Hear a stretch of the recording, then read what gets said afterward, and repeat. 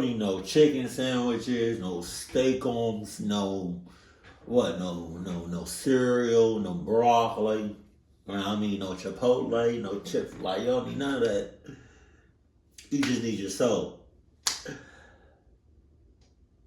Your ass about to be dead.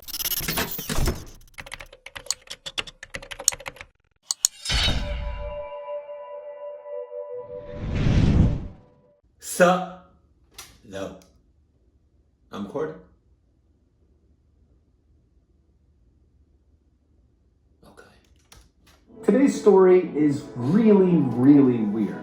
Now, we've been sitting on this topic for some time because it's totally fascinating, but we just weren't sure how to approach it. But recently, we kind of figured out a clever way to tell it, which you'll hear today. But just know, going into this story, that a lot of what happened in this story has never been fully explained. And so we did our best to make this make sense, but I'm sure many of you at the end of this video are going to be like, what did I just watch? And if that's you, I would encourage you to just Google the case yourself because it's totally wild. But before we get into that story, if you're a fan of the strange, dark, and mysterious delivered in story format, then you've come to the right place because that's all we do, and we upload once a week. So if that's of interest to you, the next time you see the like button choking on a piece of food, immediately get up and perform the Heimlich maneuver, but on yourself. Also, please subscribe to our channel. That's so stupid. Also, please subscribe to our channel and turn on all notifications so you don't miss any of our weekly uploads. Okay, let's get into today's story. It's been a minute.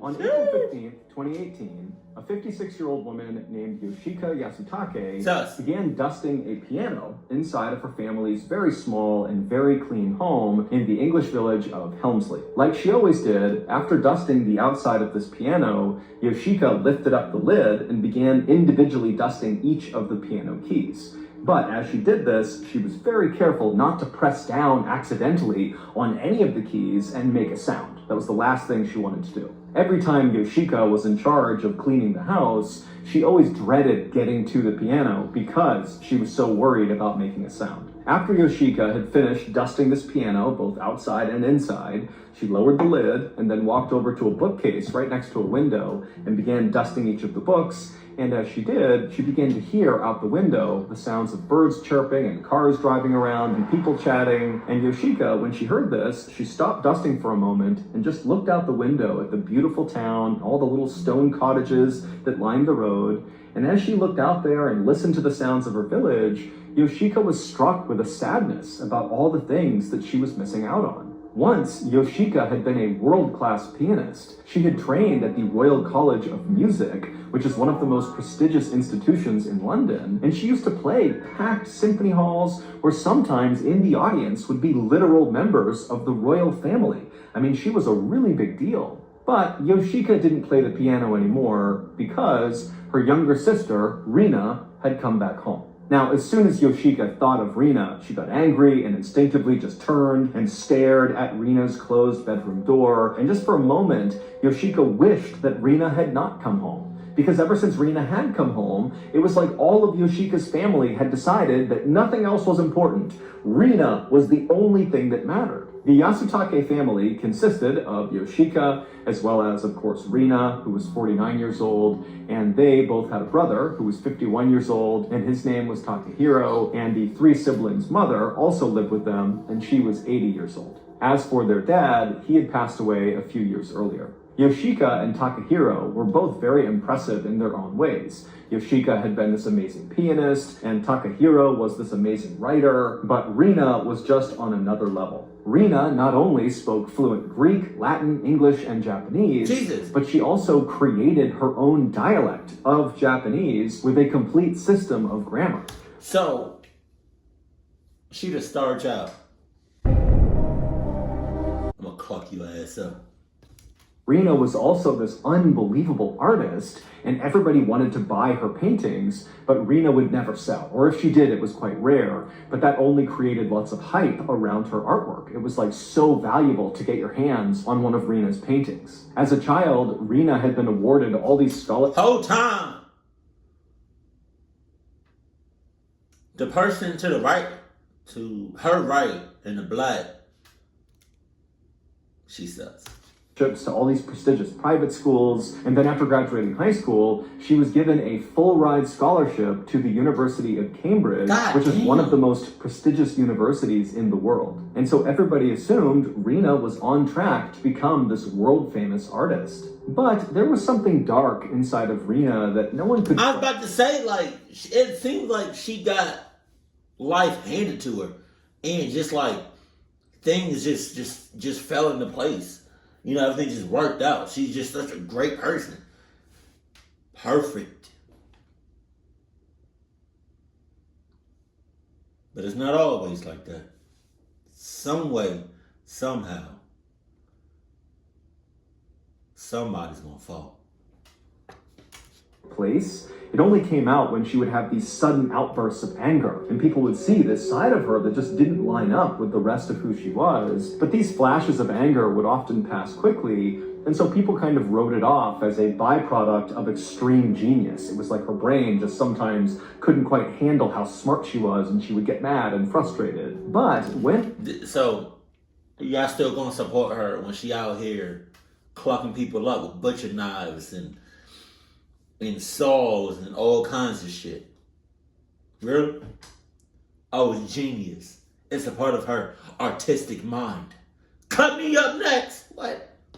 Rena graduated from the University of Cambridge and came back home, she just was totally different. It was like something inside of her had snapped and stayed broken. A couple of days after Rena had come home, she had one of those sudden outbursts of anger, but Rena's anger never went away. She just stayed mad for days and days, and her family began asking her, like, what has gotten you so upset?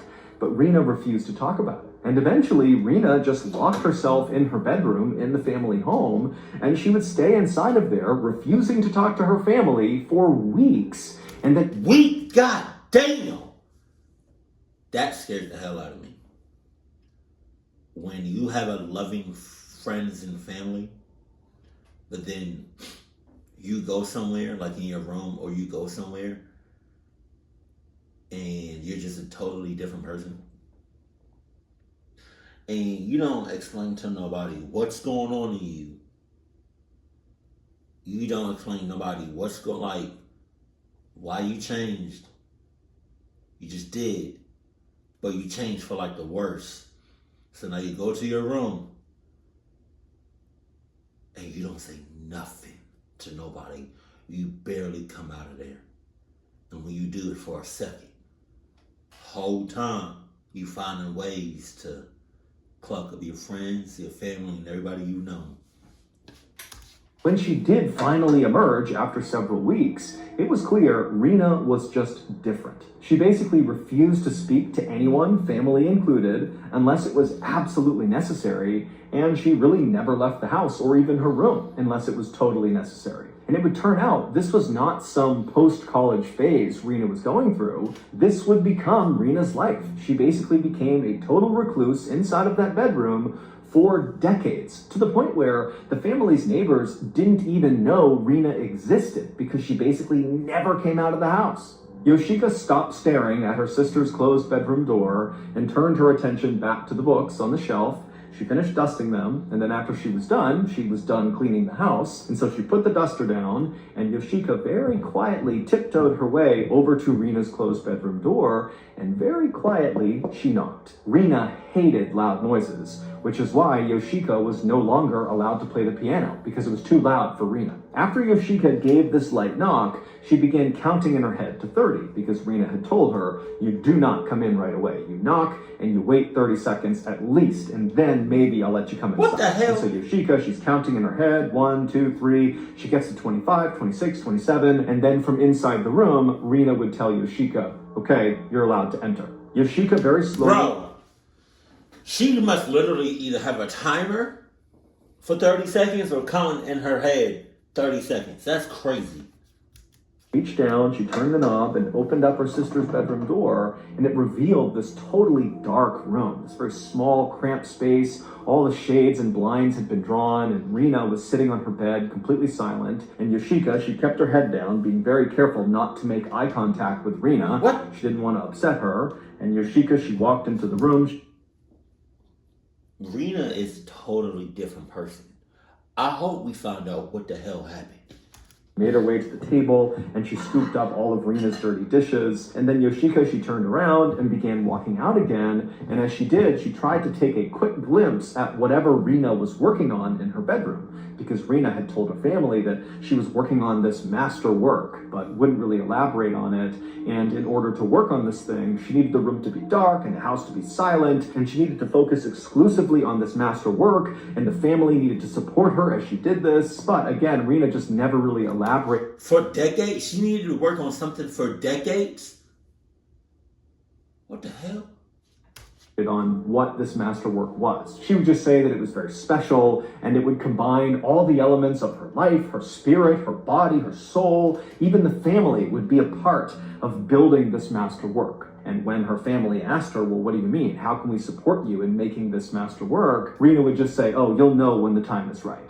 Yoshika couldn't get a glimpse of the masterwork, and so she quickly turned her head back down to the ground and shuffled her way out of Rena's room and shut the door behind her. And then Yoshika, she went to the kitchen and she dumped Rena's dishes in the sink, which was totally clean to begin with, because one of Rena's rules was the house must always be immaculately clean, no dirty dish, no dust anywhere. I mean, it had to be perfect, spotless at all times, because that's the only way Rena could work on this master work. And so as Yoshika cleaned and dried off all of Rena's dishes and began putting them away, her brother Takahiro walked into the kitchen, and he would say to Yoshika that it was time for them to leave the house and go to the market and buy some supplies for Rena so she can continue to work on this master work. Yoshika was immediately totally annoyed that they had to go do this, because everything was all about Rena, but she kind of buried those feelings and told her brother, okay, sure, let's go. Takahiro was different than Yoshika in how he thought about their younger sister, Rena. Yoshika totally resented Rena because now that Rena was home, Yoshika basically had to give up her career as this amazing pianist in order to support Rena in this whole master work she was working on. But Takahiro... Man, at some point, I would have just said, clap! Rena! Opens the door. Aggressively. Loud as shit. Trying to see what she's working on. But the millisecond after she goes in, head decapitated. Totally fine giving up his writing career to just focus on supporting Rena, because he really believed in Rena, and he thought that this master work she was building was going to be like the single greatest piece of art in the history of humankind. And so Takahiro felt proud to kind of be a part of it. Now, Takahiro, like the rest of his family, had no idea what this masterwork actually was, but Takahiro and Rena had a much better relationship than Yoshika and Rena, and so Rena would tell Takahiro the specific things that she needed in order to build this masterwork.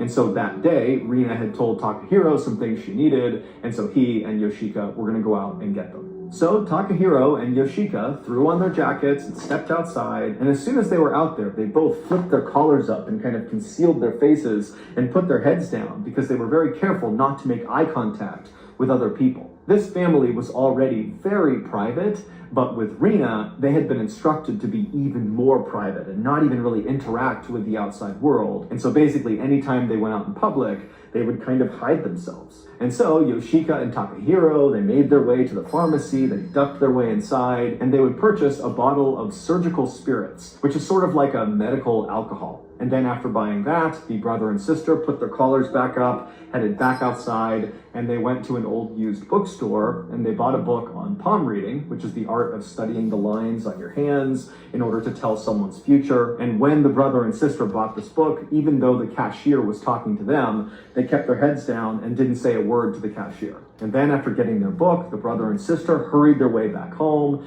and when they got there, the door was locked, but instead of pulling out a key and unlocking the door of their own home, the brother and sister knocked and they waited. And then at some point, their mother came to the door and they heard 4 locks turning. The door opened up, and then Yoshika and Takahiro walked inside, and they shut the door and then locked again the 4 deadbolts. Rina was adamant that no one in the family could carry around a key to the house. Okay. It was too dangerous because they could potentially lose the key in town, and then someone could come into their house and potentially see Rina's master work, and they couldn't have that happen. And so nobody had keys. They had to knock each time they came home. And the reason they had 4 locks on the door was, again, because Rina was very worried about somebody coming into this house and seeing what she was doing. Yoshika carried the bag with the supplies inside of it, the surgical spirits and the palm reading book, over to Rina's closed bedroom door, and instead of knocking, Yoshika just placed the bag right outside the door. She turned around and began walking away, and then as she did, she heard the sound of Rina's door opening just a crack, and Yoshika, she quickly turned around, and she saw a tiny, skinny arm reach out from behind the door. It grabbed the bag, and then pulled the bag back into the room, and the door shut and locked. Jesus Christ.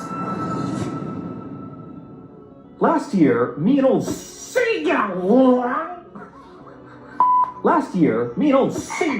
were camping out on the summit of one of Louisiana's many mountaintops when suddenly we heard a small ruckus coming up the side of the mountain. Worried it was a rogue salmon who had learned to breathe air and walk on land, and it was now coming up here to consume me and Singalung, we didn't hesitate. We drew our machetes and began blindly swinging them around, shredding our tent to bits and severely wounding ourselves in the process. But after those 45 minutes were up and we opened our eyes and we dropped our machetes, we looked around and realized there are no rogue fish because they don't exist. This was a bit of an overreaction. And so now, staring down a very cold and miserable night up in the mountains without our tent that we destroyed, Singalung and I did the only thing anyone would do in this situation. We signed up for DraftKings.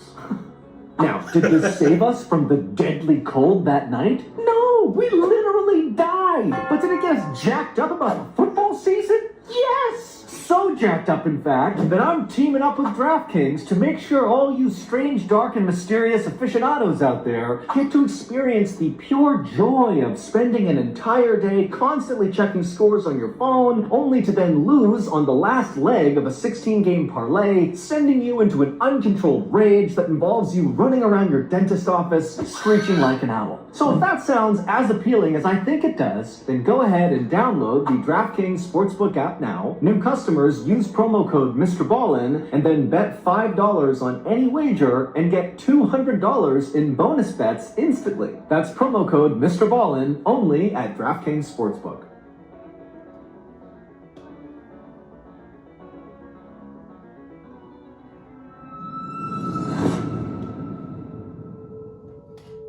Three days later, on April 18th, 2018, Yoshika was sitting in the kitchen reading a book when she overheard her brother, Takahiro, chatting with Rina. Now, Takahiro and Rina were not facing each other in the same room talking. Rina was still in her bedroom, her door was closed, and Takahiro was outside of her bedroom, and he was just sitting on the ground with his back to the door, talking through the door to Rina. Now, this was not unusual, because unlike Yoshika and Rina, who did not have a good relationship, and who really didn't talk at all, Takahiro and Rina did have a good relationship, and they would do this fairly often. They would chat through the door for like hours at a time. And so for a minute, Yoshika kind of ignored her brother and sister chatting and focused again on her book. But at some point, she began hearing what her brother was saying, and it was just totally weird. And so she put her book down and just began listening to Takahiro. And what he was saying was, how can you do that? That doesn't make any sense. How? Only your soul? How? Yoshika sensed that her brother was confused and maybe upset about something, and so she couldn't help herself. She put her book down, and Yoshika walked out to the living room and looked down at her brother to see if he would kind of give her some indication of what was going on. But when Takahiro looked up and saw Yoshika, he and Rina stopped talking. Wasn't it already bad enough that you heard?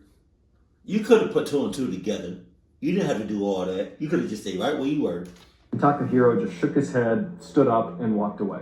After Takahiro was gone, Yoshika very quietly walked over to Rina's bedroom door, and just out of curiosity, she pressed her ear up against the wood and tried to listen to see if she could maybe hear Rina and catch something she was saying that would begin to explain what she had just overheard. but all she heard was the sound of Rina slowly shuffling towards the back of her bedroom where her bed was, and then it was totally silent. And so Yoshika moved away from the door and went back into the kitchen, and she sat down to read again, but she couldn't focus on the book because it was like this wave of sadness was just coming over her. And the reason Yoshika was feeling this way is she was thinking about the fact that back in the day when she was a kid, her and Rina used to be as close as sisters could possibly be, and for much of their lives, they were very close. Even after Rina began this kind of reclusive lifestyle, they still, were friends. They interacted. But something happened in 2013, 5 years earlier, that totally severed their relationship for good. On that day, Rina had emerged from her bedroom, and Yoshika offered to read Rina's palm. This was something the two sisters did for each other periodically. It was like a way for them to bond. And so Rina held out her hand, and Yoshika took it, and she began tracing a long horizontal line across her palm. Now, Rina's hands were different than most people's hands. Rina had something called a simian line, which is a very rare thing on people's palms. It's like this long horizontal line that runs the length of your hand. In palm reading, a simian line can be either very good or very bad. It can indicate that the person is a visionary or a mystic, so that's the good side, or it can indicate that this person has a terrible disease or they're very aggressive, so that's the bad side. Rina knew she had the simian line, and she believed that it represented something good. She would say that she had a visionary soul. But on this particular day in 2013, the family had recently been banned from a local supermarket because Rina had actually gone to this market and gotten really upset with some staff members and totally lost her cool and screamed and yelled at them, and so they had been banned. And so Yoshika, thinking about this, she's looking at Rina's palm and she goes, oh, the simian line. Maybe this is why you were acting so aggressive at the supermarket. Maybe this means you're an aggressive person. But after Yoshika said this, Rina was so offended that she whipped her hand back and began screaming and yelling at Yoshika, calling her an idiot and saying, you don't understand the vision that I have. I'm going to show the world someday this vision, and you and those idiots down at the grocery store would never understand. And then Rina began beating and punching and kicking Yoshika, and Yoshika's screaming and trying to protect herself. And then Takahiro, the brother, had to run in and separate the two of them. Now, even though Rina was prone to these angry outbursts, this was the first time that she had lashed out physically, and so Rina's mother was concerned that Rina had some underlying condition that was causing her to lash out physically, and so she sent Rina to the doctor. And the doctor would say, there is no underlying condition that led to this. However, it seems pretty clear that Rina is having some kind of psychological breakdown and needs psychiatric treatment, maybe even hospitalization. But Rina had totally rejected this, refused to get treatment, and blamed everything on Yoshika. And then after that, Rina really stopped leaving her bedroom. She left like once every couple of months before that, but now she basically stayed in there 24/7. And at the same time, Rina had added all these new rules that her family now needed to follow to allow Rina to be able to focus on her master work. So I got a question. What would happen if her family just decided to just up and leave or not do what she asked? Because I'm getting irritated. Y'all probably can't see it, but there's all these demands and shit. Ugh. She was in her bedroom, and that included no one having house keys and adding those 4 locks to the door. Also, the family was told to learn the new dialect of Japanese that Rina had created. This way, no one would ever understand what they were talking about. It would kind of protect them even more from the evils of the outside world. Also, Rina made sure her family got rid of all of their telephones, their TVs, and their computers. And so Yoshika would sit in the kitchen. All right, Rina. All right. I ain't playing. I'm cool with the 4 locks on the door. I'm cool about hiding my face going out in public. I'm cool with you being in your room 24/7. But my laptop, nah, player. I do YouTube. I can't do that. Sorry. You're going to have to cluck me up. You're going to have to kill me. For a bit longer, thinking about how sad it was that she had lost this relationship with her sister, and Yoshika had a lot of regret about what she had said about the simian line. But eventually, like always, Yoshika just kind of pushed her feelings for Rina down, and before long, Yoshika was back to reading her book. For the next several weeks, Yoshika would see her brother, Takahiro, sitting up against the door to Rina's bedroom more often than usual, having these kind of hushed conversations through the door with Rina. Also, Yoshika began to notice that Takahiro was now cooking all of Rina's meals. Normally, their mother was the one who cooked Rina's food, but now Takahiro seemed to have taken over that task entirely.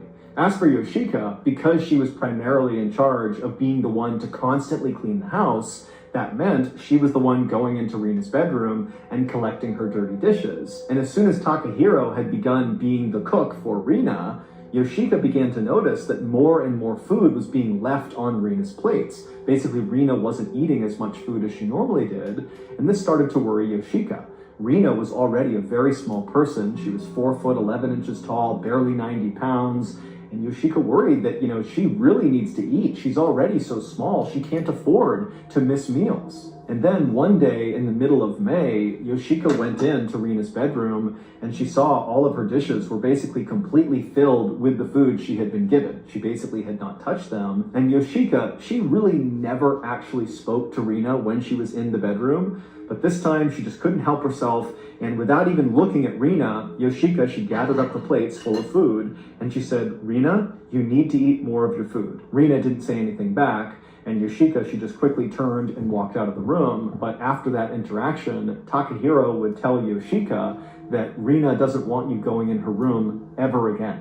And so from now on, the dishes that you would normally collect, Rina will place them right outside of the door. That way, you don't have to go inside that room. Also, around the same time, Rina, who normally would only leave her bedroom to go use the bathroom, well, she began going to the bathroom exclusively at night when her family was asleep to avoid any interaction with them. And so by this point, Rina's interactions with her family were reduced to basically zero. By early August, Takahiro and Yoshika were being sent to the store more and more often by Rina to get more of these surgical spirits, the medical alcohol. Now, neither Takahiro nor Yoshika had any idea what Rina was doing with these surgical spirits, but they knew it was their duty to support her, and so they kept buying them. And what they would do is they would come back home with these bottles, and Takahiro would barely open Rina's door, and he would tuck the bottle inside, and then Rina would take it, the door would shut, and then Rina would never give them her empty bottle. Basically, the bottle went in, and it stayed inside. Then, on August 18th of 2018, Takahiro and Rina appeared to get in some kind of a fight.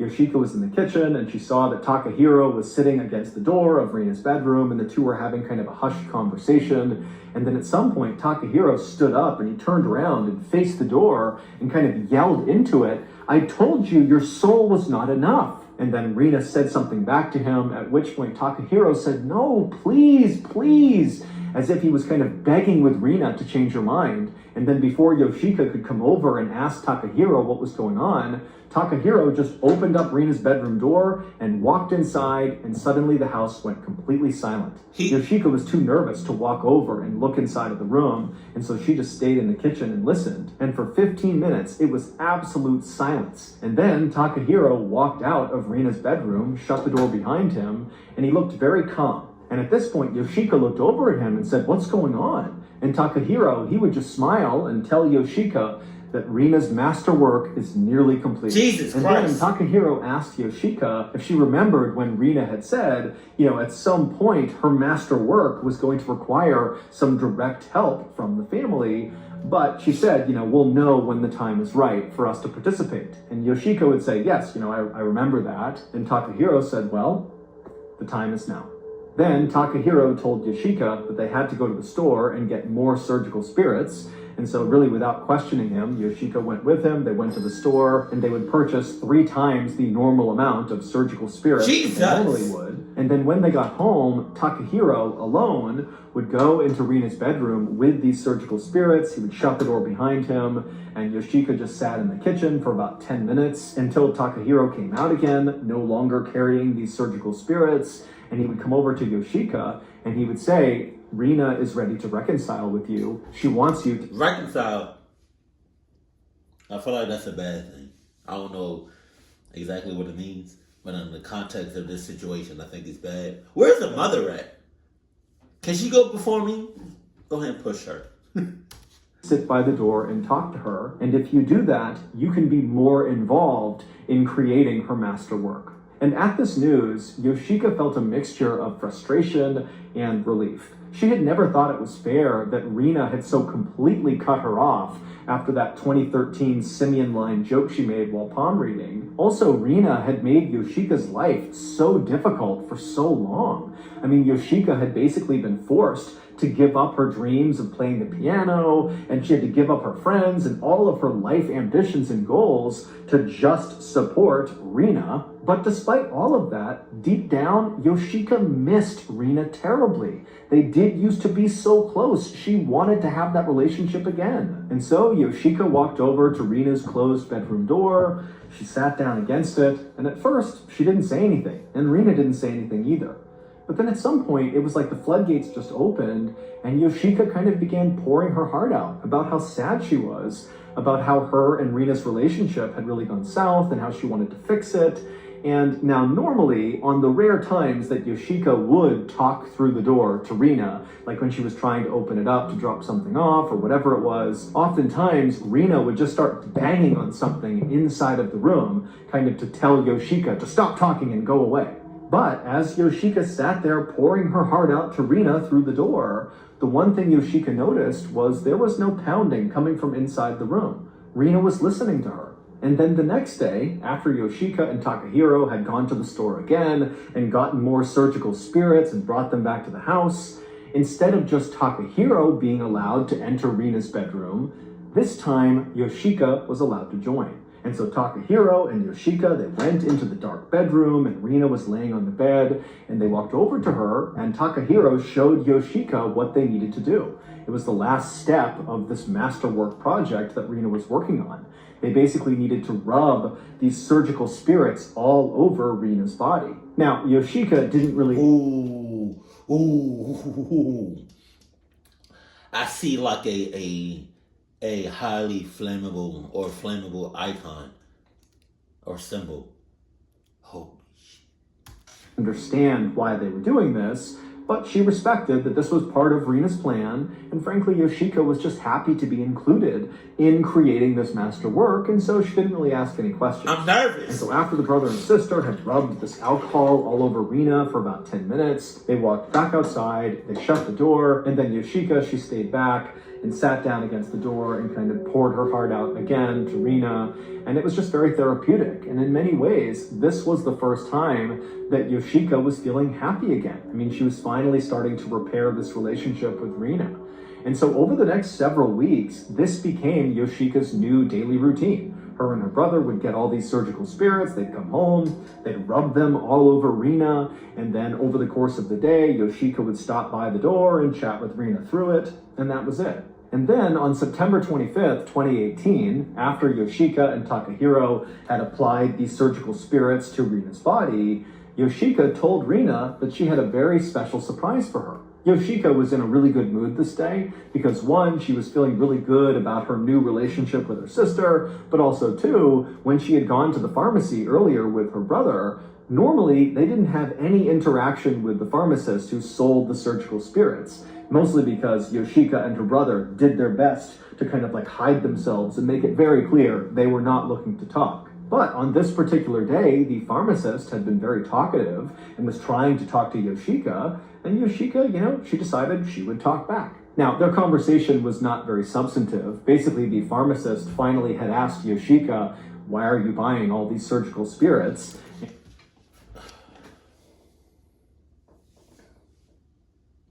I know they wasn't talkative for what it seems like for months, but you just now asking this. Jesus. And Yoshika would say, oh, they're for my sister Rina, and she needs more and more of them every day, and she's working on something special, and we don't really know what it is, but this is part of it, and we know whatever she's doing, it's going to be worth it. And so even though this conversation seems kind of meaningless, for Yoshika, who had virtually no contact with other people, it was great having that little talk.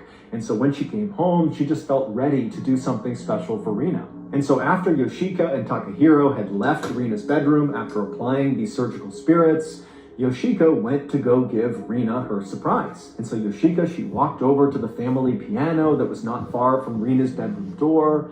And Yoshika, she was nervous, but she sat down on the bench and she opened up the lid and she placed her fingers on the keys. Yoshika's big surprise was she was going to play a song called The Waltz of the Flowers, which is a famous piece of classical music that was inspired by the composer's love for his sister. And so Yoshika thought this was the perfect song to finally play in this house for Rina. She'll see that I love her so much. And so Yoshika, she began to play the song, and as she did, she was constantly listening to see if Rina would start banging on something to tell Yoshika to stop. But again, she didn't. It was quiet, and so Yoshika, she played this beautiful song, and then when it was all over, again, Yoshika's listening carefully for Rina to yell out or be mad that she's playing this loud music in the house, but it was just quiet. And so again, Yoshika just felt this closeness to her sister, and before long, Yoshika felt tears of happiness coming down her cheeks. But then, as Yoshika closed the lid of the piano, she did hear a banging, but it wasn't coming from Rina's bedroom, it was coming from the front door. And then a moment later, Yoshika heard someone scream from outside the front door, "Police, open up!" But before Yoshika could go to the door to open it, her mother had ran to the door. She opened all 4 locks, but then only opened it a crack and tried to yell at the police to go away, go away. But the police, they were kind of pushing on the door, trying to get the mother to get out of the way. And Yoshika, she kind of moved over and looked through the crack. And she saw it wasn't just a couple of police officers. It was a whole army of police officers and firefighters and EMTs. There was an ambulance. And then before long, the police officer that had been yelling, open up, he finally... Did Rina set herself on fire?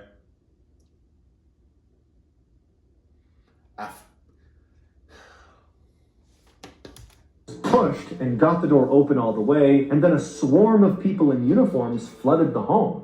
And as soon as all these officers were in the house, they immediately began opening up every door like they were looking for something. And then finally they got to Rina's bedroom and they opened the door, and as soon as they did, Yoshika watched as the officers just stopped at the doorway and they began cussing and yelling and turning their faces away. And then the officers went into Rina's bedroom, and then a minute later they began talking on the radio, and then EMTs came into the house with a stretcher. They went into Rina's bedroom, and then before long, Yoshika, Takahiro, and their mother watched as the stretcher came out again with these officers and EMTs, and on the stretcher was Rina, and she looked terrible. Her eyes were sunken back in her head, and her skin was so pale it was practically see-through. I mean, really, she just kind of looked like a skeleton. The real story of what happened inside of that family's home would quickly become international news. And not because Rina was secretly creating a masterwork of art in her bedroom.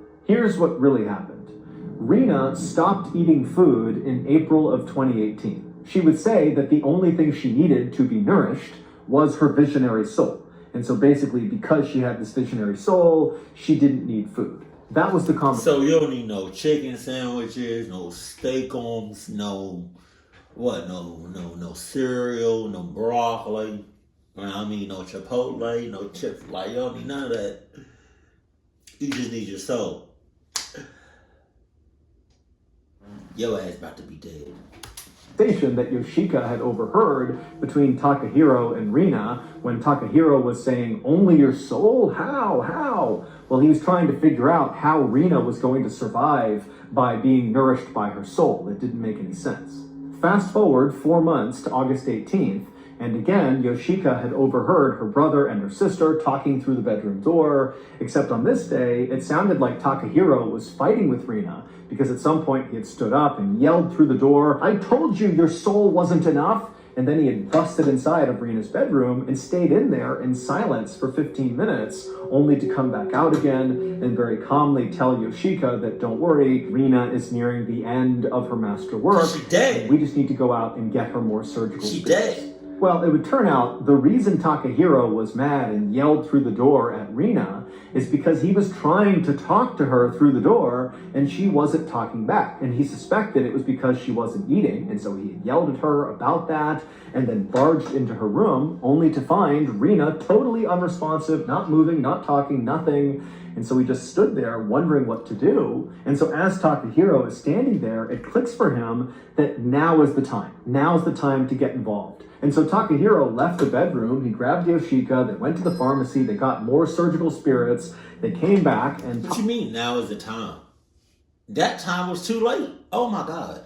Takahiro alone went into Rena's bedroom and covered her head to toe in these spirits, because that was something she had wanted him to do before, and he believed that that's what she needed right now, because she can't talk, she can't move, she needs more of these spirits. That's going to help her visionary soul nourish her while she completes this master work. And for the next month, Takahiro and Yoshika would continue to apply these spirits to Rena's body, believing they were helping her complete her master work. On September 25th, when Yoshika and Takahiro were at the pharmacy getting more spirits, the reason this pharmacist finally struck up a conversation with Yoshika is because over time, the pharmacist had noticed that every time they came in to buy these surgical spirits, they smelled so bad. And on this particular day, when they came in, the stench was just overwhelming. And so the pharmacist finally had asked Yoshika, what are these surgical spirits for? And Yoshika would give this totally weird answer about how the spirits were for her sister, and she was working on this master work in her bedroom, and it was all going to be worth it. And so when Yoshika and Takahiro had left that day,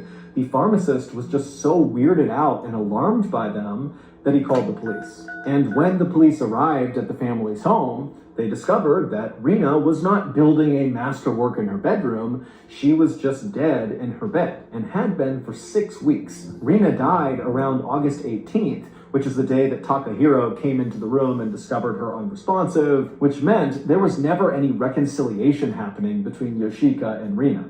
It's unclear why Takahiro had told Yoshika, hey, Rena's ready to reconcile with you, because again, Rena was dead at the time, so there's no way she would have said anything to him. And so when Yoshika was having these supposed heart-to-hearts through the door with her sister or playing music for her, that wasn't real. The only real thing that was happening is Yoshika and Takahiro, from August 18th until the end of September when the police busted into their home, they would spend nearly every day rubbing this weird medical alcohol all over their dead sister's body because that's what they believed she wanted, when in reality, all this alcohol was doing was actually mummifying her body. Yoshika, Takahiro, and their mother were all charged with preventing a proper and decent burial. As for Rena, her cause of death could not actually be determined, but based on what she looked like, they assumed she died from starvation. The court would eventually drop the charges against the family, saying that basically the family was too mentally ill to stand trial. And this was because the court had discovered that Yoshika, Takahiro, and their mother actually had not accepted that Rena was dead. They believed she was actually still alive, that all the work they had done rubbing those spirits on her had nourished her soul, and she was still working on this master work. And as of a few years ago, the family is still living in that same cottage, and it's not clear if they ever actually came to understand that Rena was in fact dead. So Rena is just all over that house.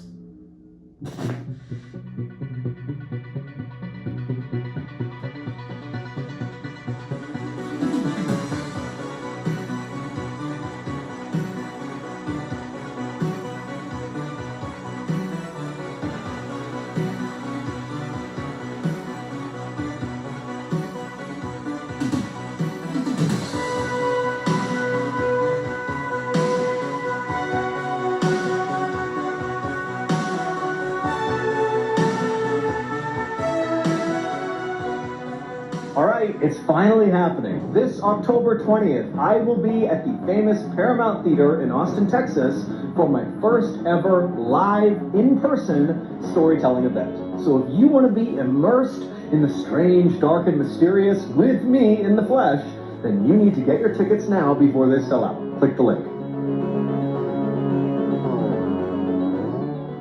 So that's going to do it. If you enjoyed today's story, be sure to check out our podcast called the MrBallen Podcast, where we have literally hundreds more stories just like this one, but many of them are exclusive to the podcast, so you can't get them on YouTube. Again, it's called the MrBallen Podcast, and it's available exclusively on Amazon Music. So Rena is just, she's in that house, but spiritually.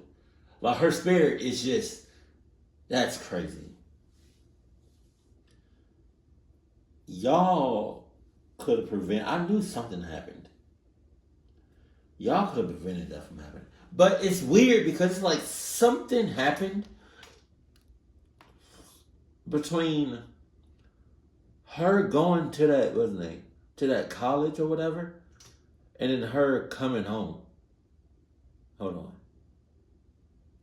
Cities in the world. And so everybody assumed Rena was on track to become this world famous artist. But there was something dark inside of Rena that no one could quite place. It only came out when she would have these sudden outbursts of anger, and people would see this side of her that just didn't line up with the rest of who she was. But these flashes of anger would often pass quickly, and so people kind of wrote it off as a byproduct of extreme genius. It was like her brain just sometimes couldn't quite handle how smart she was, and she would get mad and frustrated. But when Rena graduated from the University of Cambridge and came back home, she just was totally different. Something happened between her attending that university and her coming home. So really, y'all need to look into that university. I don't know nothing about that university, but it seemed like she was a totally different person after she went there. Before she went there, she was fine. Going there, I don't know what happened. After, different person. So I feel like people need to look into that university to see what the hell is going on. Because how does somebody go in normal, something happens, and then you come out a totally different person? But it's like, it wasn't good. I don't know what happened, but something happened, and